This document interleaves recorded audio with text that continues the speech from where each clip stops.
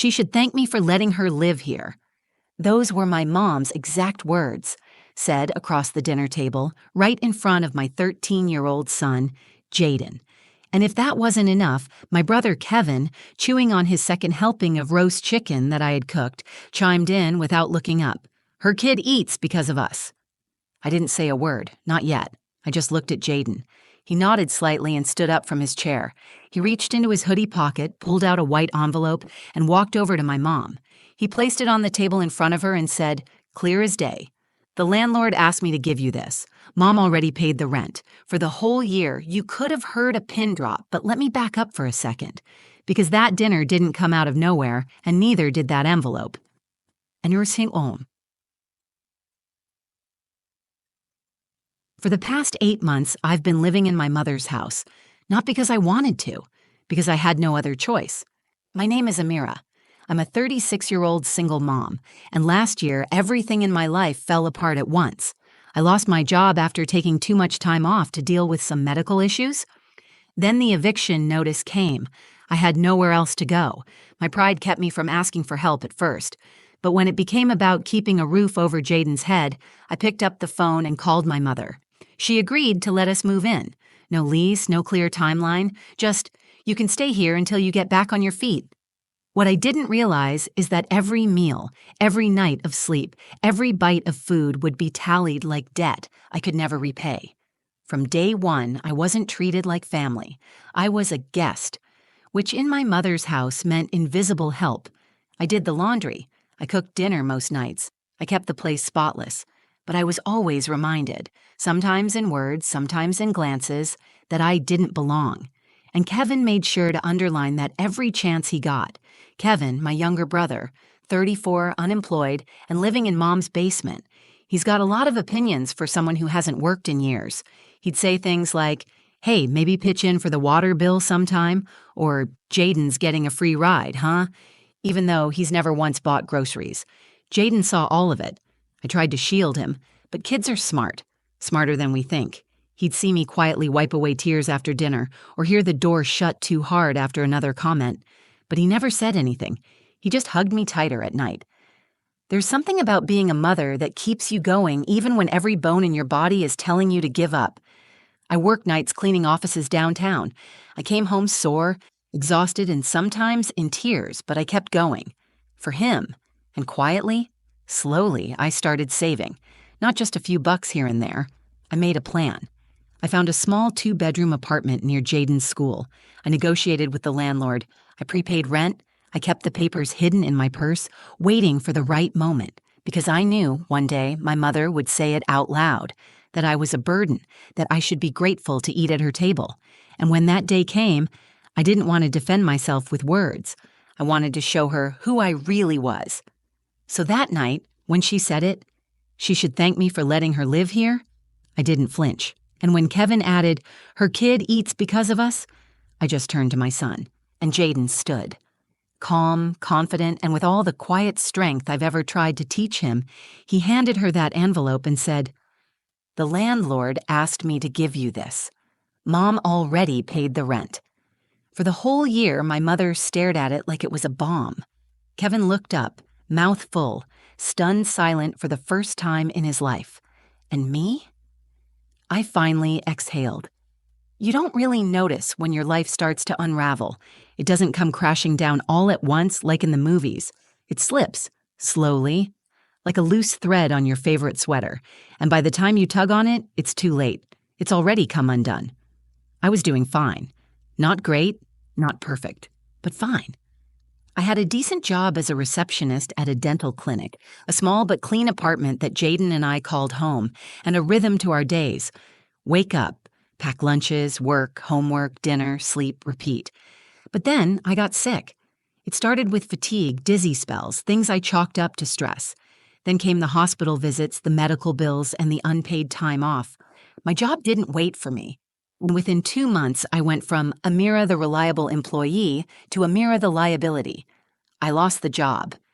Then came the final notice on the door, eviction. I stared at that paper for a long time. I still remember Jaden sitting on the couch, watching cartoons, blissfully unaware that our home was slipping through my fingers. I wanted to protect him from everything, but I couldn't protect him from this. I didn't have a safety net. Jaden's father left when he was 5, and he hasn't so much as sent a birthday card since. No siblings on my side, no close friends I could crash with. So I did the one thing I swore I'd never do. I called my mom, Darlene. She's not exactly the warm and fuzzy type. Growing up, she kept the house clean, the fridge full, and the rules tight. But love? That was earned, not given. The kind of woman who believes in toughening you up for your own good. We were never close. Still, when I explained my situation, she said, "Fine. You can stay here for a little while, just until you figure it out." At first, I was grateful. Truly. I thought maybe this could be a fresh start. A few months to catch my breath, get a job, find another place. But it didn't take long for the cracks to show. It started small. A comment here, a dig there. Must be nice sleeping in while other people go to work. Don't forget to clean the bathroom. You're using it too. Don't let Jaden eat all the cereal. Kevin needs breakfast too. Kevin, my younger brother, or as I call him, my mother's golden child. He's 34, doesn't work, spends his days gaming in the basement, and somehow has an opinion on everything. And somehow, my mom listens to him like he's Moses coming down the mountain. He can do no wrong, even when he does nothing. He didn't like that we were there. I could see it in the way he scowled when Jaden laughed too loud, or how he complained that my cooking tasted different than Mom's, even though he never cooked a meal himself. The worst part wasn't the words. It was how quickly I started believing them. I felt like a burden, like I had failed, like all those years of trying to build something for myself, and my son had led me right back to where I started, begging for scraps at a table that never felt like mine. Jaden knew something was off, even though I tried to hide it. He'd ask, "Mom, are we okay?" And I'd smile and say, "We're just getting through a hard time." He didn't need to know how hard. He didn't need to know that I cried in the shower at night or skipped meals so he could have seconds, or that every time my mother looked at me with that mix of pity and superiority, I died a little inside. But I wasn't going to stay down. That's not who I am. I started looking for work, any work, cleaning jobs, overnight shifts, freelance gigs. I took whatever I could find. I'd leave after dinner, work until 2 or 3 a.m., then be back before Jaden woke up for school. I kept track of every dollar, every cent. No eating out, no extras. Just a laser focus on one goal: get us out. Some nights, I'd sit in the dark, calculating how long it would take to save enough for a deposit and first month's rent. It felt impossible, but I never let Jaden see that. He needed to believe I had a plan. And eventually, I did. I found a landlord willing to work with me. A small 2-bedroom apartment. A little run down, but clean. Safe. Mine. I paid him up front for a whole year, and I didn't tell my mom, I didn't tell Kevin, I didn't tell anyone except Jaden, because I wanted the truth to come out when it would mean the most, and that moment was coming. If you've ever lived in someone else's house, not as a guest, but as a reminder of failure, you know what I mean. When I say the walls start to feel tighter each day, the light feels harsher, even your own breath sounds too loud. That's what it was like living in my mother's house. At first, I told myself I was imagining it, that the constant side eyes, the loaded comments, the quiet judgment, they were just me being sensitive. But they weren't. They were real. And they were constant. Dinner was the worst. That table became a battlefield. Every meal turned into a sermon about gratitude. My mother would stir her pot of stew and drop lines like, "Not everyone would open their home so easily." Kevin would smirk and say, "Yeah, especially not with the cost of groceries these days." Kept my head down, focused on my plate. Sometimes I nodded just to keep the peace. Sometimes I'd try to change the subject, but it never worked. They wanted me to feel small, and it was working. There's a special kind of pain that comes from being reminded every day that your presence is a burden, especially when you're already working yourself to the bone trying to fix things. What they didn't know was that I was working nights, cleaning offices in the city. I'd leave at 7:30 every evening, right after dinner and dishes, and I'd be gone until 2 or 3 in the morning. I'd sneak in quietly, shower, nap for a couple of hours, then wake up to get Jaden ready for school. Rinse and repeat. No one offered to help. No one asked where I was going at night. They didn't care. As long as the house stayed clean, Jaden stayed quiet, and I didn't ask for anything, they were content to ignore me. but Jaden noticed, always. He started packing my lunches before I left. Sometimes he'd sit up with me while I put on my shoes and ask, "How much longer until we have our own place?" I'd smile and say, "Soon, baby, very soon." The money added up slowly.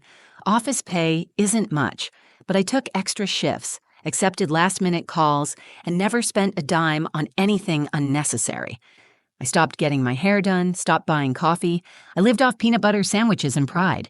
Eventually, I saved enough, a full year of rent, paid up front. The landlord even gave me a small discount for the lump sum. I remember holding the receipt in my hands and feeling like I could finally breathe again, but I didn't tell them, not yet, because something in me needed them to keep talking. I needed them to keep underestimating me, keep saying I was lucky to be under their roof, keep acting like I couldn't survive without them. Because I knew the moment would come when they'd say too much, just loud enough for Jaden to hear, and that would be it. That moment came quicker than I expected. A few days after I signed the lease, my mom came into the kitchen while I was cooking and said, "Just a reminder, we're running low on paper towels, and since you're eating here, maybe contribute for once?" Kevin, without missing a beat, added from the living room, "Or maybe pay rent like the rest of us." I bit my tongue so hard I could taste blood. The rest of us? He didn't pay a dime to live there. Jaden sat at the table staring at his homework. His pencil froze mid-sentence. He looked up at me. I looked away. That night, I pulled him aside and handed him the envelope. Inside was the rent confirmation and a letter from the landlord stating the lease was in my name. "When Grandma or Uncle says something again, I want you to give this to her, but only when you're ready." He looked at me like I'd just handed him a sword. He nodded, solemn, like he understood what it meant. Because Jaden, my sweet boy, had watched his mom be humiliated for months, and now he held the truth in his hands. I knew what was coming. I didn't know when, but I was ready. Ready for the moment when I wouldn't have to say a word to prove them wrong. For months, I'd swallowed every insult, every backhanded comment, every smug look Kevin threw my way like I owed him something for breathing under my mother's roof.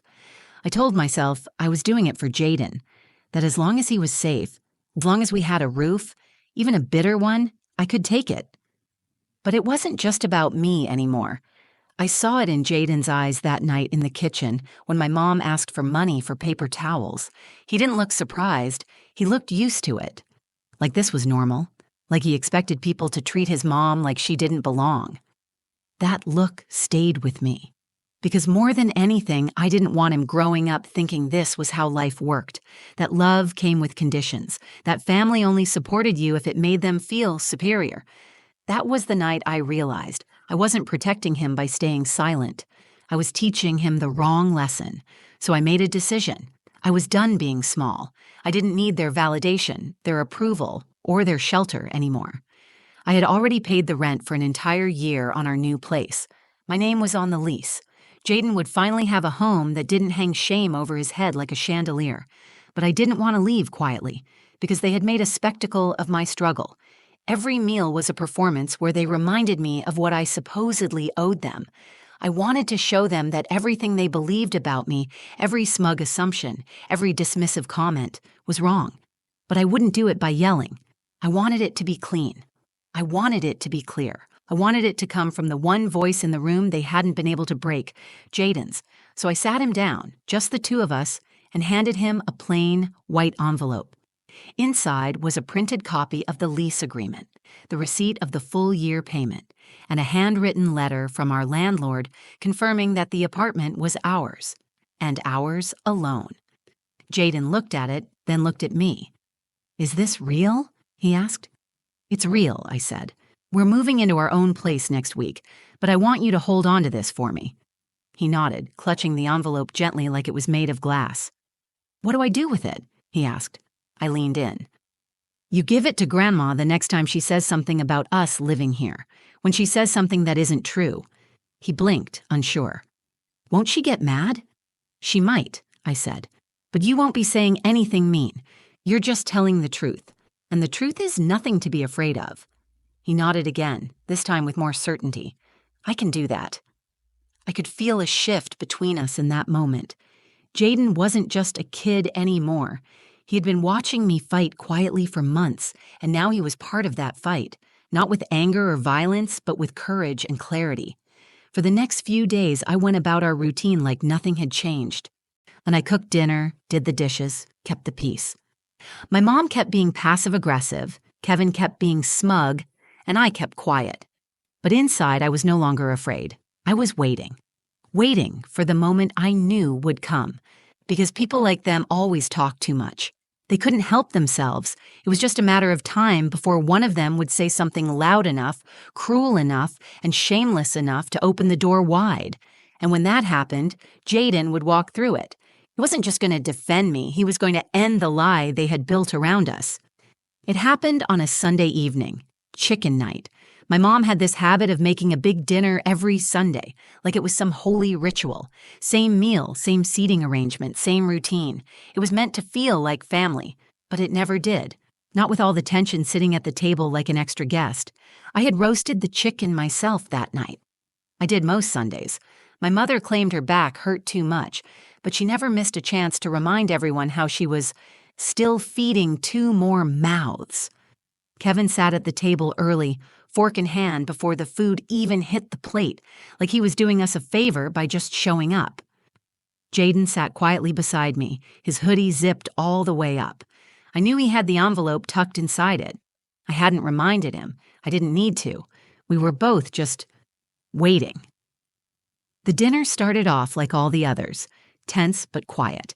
Kevin complained about the Wi-Fi. My mom sighed heavily when she passed me the salad bowl like I'd asked for too much. I tried to focus on my plate, but I could feel it building. The energy in the room was heavy, like a thunderstorm was pressing down on all of us. Then it happened. My mom set down her glass of water, looked straight at me, and said, "You know, Amira, most daughters would be thankful just to be allowed to live here. Some people would be out on the street." I didn't respond. I didn't flinch. I just cut into my chicken and waited. Kevin let out a chuckle and added, "Yeah, I mean, your kid eats because of us. Let's not forget that." And that was it.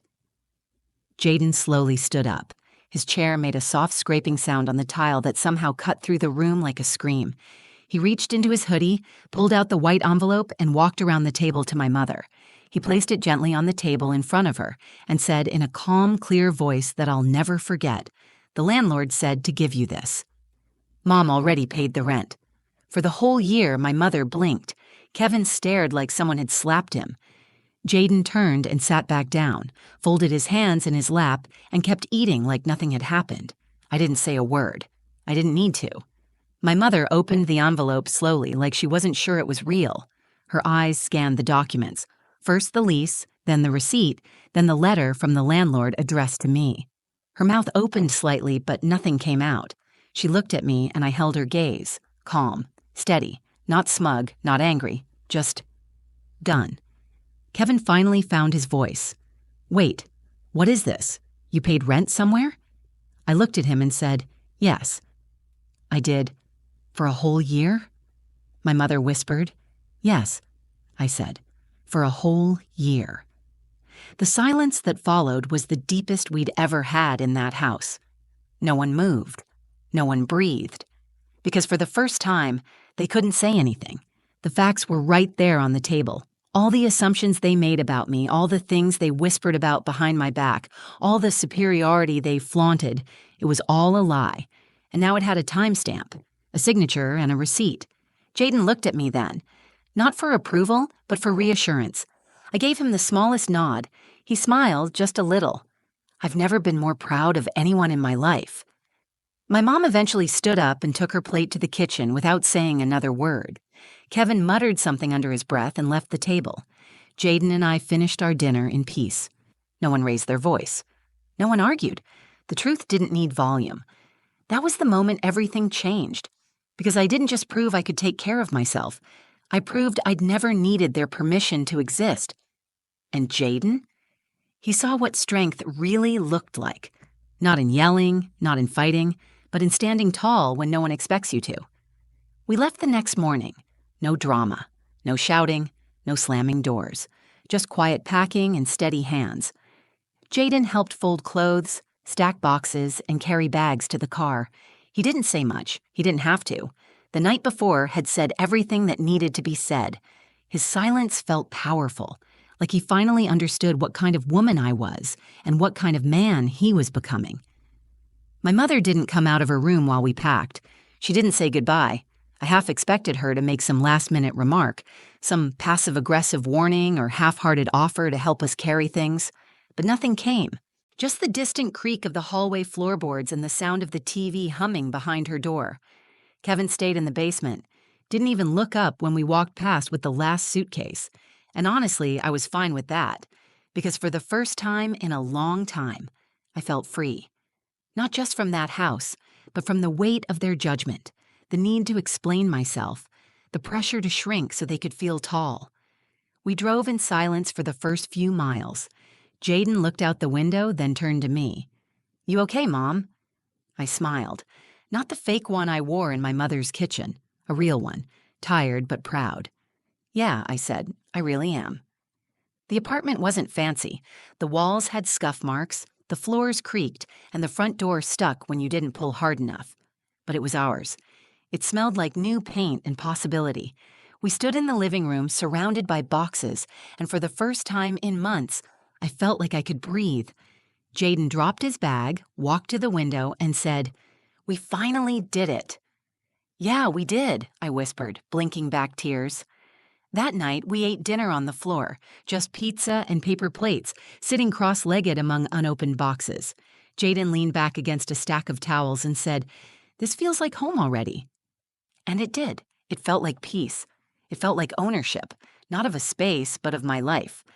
The thing is, I used to think that strength meant keeping quiet, enduring, surviving, letting people talk down to you while you kept your head low and your mouth shut. But that's not strength. That's fear in disguise. Real strength is knowing your worth, even when no one around you sees it. Real strength is walking away without looking back. I thought I was staying quiet to protect Jaden, but what I learned is that kids don't just learn from what you say. They learn from what you tolerate. He watched me take every jab, every backhanded comment, every false debt my mother and brother tried to hang over us like a leash. But he also watched me rise. He saw me go to work every night without complaint. He saw me stretch every dollar, skip every luxury, plan every move. And when the time came, he stood up for me. Not because I told him to, but because he saw what real courage looks like. He learned that being kind doesn't mean being weak, and I learned that my silence wasn't protecting him. It was teaching him to stay small. Never again. Leaving that house didn't just free us physically, it reset something inside both of us. The shame I'd carried started to fall away, replaced by pride. And Jaden, he held himself taller, laughed louder, moved through the world like a kid who knew he was safe. Weeks passed, then months. I picked up more steady hours. We got furniture piece by piece. I even bought a little plant that sits on the windowsill and reminds me how things can bloom with a little care, even after being rooted in rocky soil. I haven't spoken to my mother since we moved out. Not because I'm angry, because I'm done explaining my worth to people who choose not to see it. Some people say you should forgive and forget. I think forgiveness is fine, but sometimes you have to walk away to find peace, and I finally found mine. So if you're watching this and you're feeling stuck, ashamed, or small, please hear me. You are allowed to take up space. You are allowed to leave what hurts, and you don't owe anyone your silence just to keep the peace. Stand up. Even if your voice shakes, even if you have to hand the truth to someone else to say it for you, because the truth, when spoken clearly and calmly, is louder than any lie they ever told about you. If this story spoke to you, even a little, if you've ever been made to feel small or invisible, or like you had to apologize for just surviving, I hope you know now you're not alone. There is strength in staying kind. There is power in getting back up. And sometimes the quietest voice in the room is the one that finally changes everything. If you felt something watching this, please like this video. It really helps more people find it. Share it with someone who might need a little reminder of their own strength. Comment below, tell me your story, or just say hi. I read every single one. And don't forget to subscribe to the channel for more real stories, real strength, and a little hope when you need it most. Thank you for being here. Truly, we'll see you in the next one.